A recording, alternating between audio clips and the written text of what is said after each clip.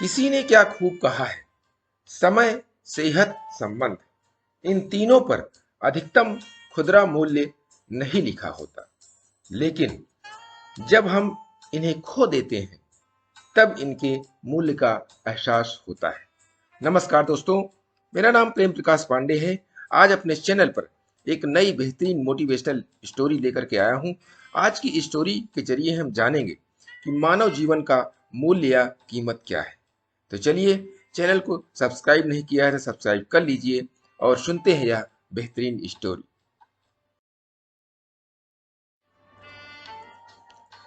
एक हीरा व्यापारी था जो हीरे का बहुत बड़ा विशेषज्ञ माना जाता था, किंतु गंभीर बीमारी के चलते अल्प आयु में ही उसकी मृत्यु हो गई।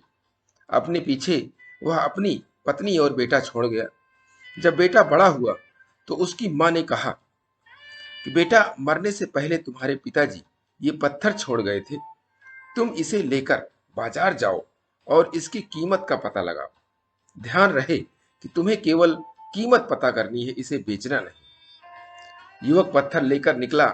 सबसे पहले उसे एक सब्जी बेचने वाली महिला मिली। अम्मा, तुम इस पत्थर के बदले मुझे क्या दोगी, दे सकती हो? युवक ने पूछा। देना ही है तो 2 गाजरों के बदले मुझे दे दो, तौलने के काम आएगा, सब्जी वाली बोली।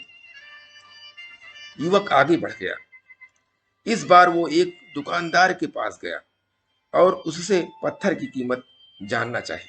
दुकानदार बोला, इसके बदले मैं अधिक से अधिक 500 रुपए दे सकता हूं, देना हो तो दे दो, नहीं तो आगे बढ़ जाओ। युवक इस बार एक सुनार के पास गया। सुनार ने पत्थर के बदले 20,000 देने की बात की। फिर वह हीरे की एक प्रतिष्ठित दुकान पर गया। वहां उसे पत्थर के बदले 1 लाख रुपए का प्रस्ताव मिला। और अंत में युवक शहर के सबसे बड़े हीरा विशेषज्ञ के पास पहुंचा और बोला, श्रीमान, कृपया इस पत्थर की कीमत बताने का कष्ट करें। विशेषज्ञ ने ध्यान से पत्थर का निरीक्षण किया और आश्चर्य से युवक की तरफ देखते हुए बोला, यह तो एक अमूल्य हीरा है। करोड़ों रुपए देकर भी ऐसा हीरा प्राप्त करना या मिलना मुश्किल है।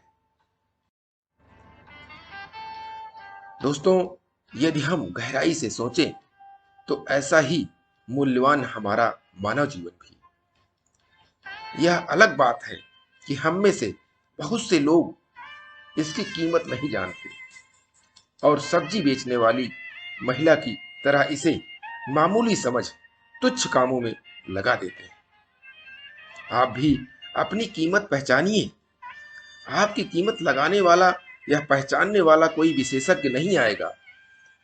आपको खुद अपने इस मूल्यवान जीवन का कीमत या मूल्य लगानी होगी, पहचाननी होगी। आप क्या कर सकते हैं, इसे आपको जानना होगा कि आपके अंदर कौन सी शक्ति है, उसे आपको पहचानना होगा।